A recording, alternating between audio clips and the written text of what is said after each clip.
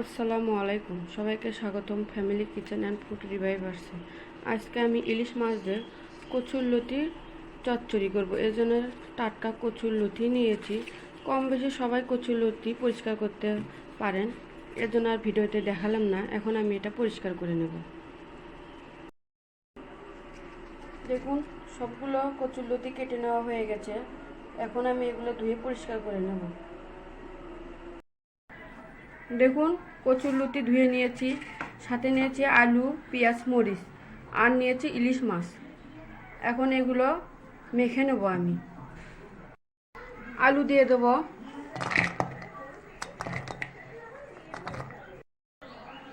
লতি দিয়ে দেব,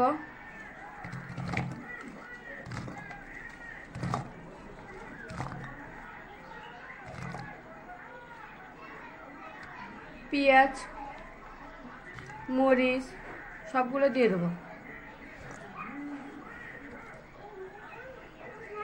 কচুরলতিতে ইলিশ মাছ খেয়ে দেখেন। জিরার গুঁড়া 1 চামচ, হলুদ গুঁড়া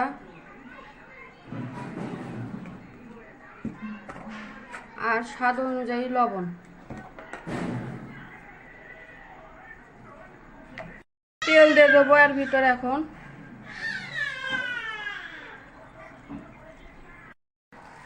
এখন ভালোভাবে মেখে নেব। কচুরলতি দিয়ে ইলিশ মাছ রান্না করে খেয়ে দেখেন, অনেক ভালো লাগে খেতে। ইলিশ মাছ খেতে তো অনেক ভালো লাগে আমার কাছে, তার সাথে যদি কচুরলতি থাকে খেতে তো আরো দারুণ লাগবে। এখন এর ভিতর মাছ দিয়ে দেবো, দিয়ে আবারও মেখে নেব।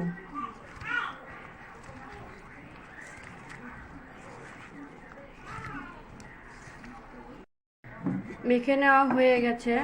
এখন আমি এর ভিতর পানি অ্যাড করব।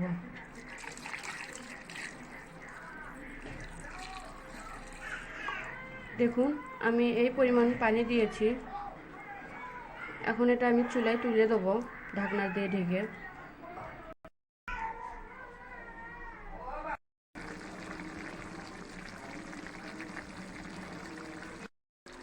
কচুরলতির তরকারি হয়ে গেছে। এখন আমি এটা নামিয়ে নেব। দেখুন, কচুরলতি ইলিশ মাছ দিয়ে হয়ে গেছে। আপনারাও কম বেশি ইলিশ মাছের তরকারি অনেক খেয়েছেন। এভাবে কচুরলতি দিয়ে ইলিশ মাছ রান্না করে দেখেন, খেতে হবে দুর্দান্ত। পেট ভরে যাবে, 1 প্লেট নিমিশেই শেষ হয়ে যাবে ভাত।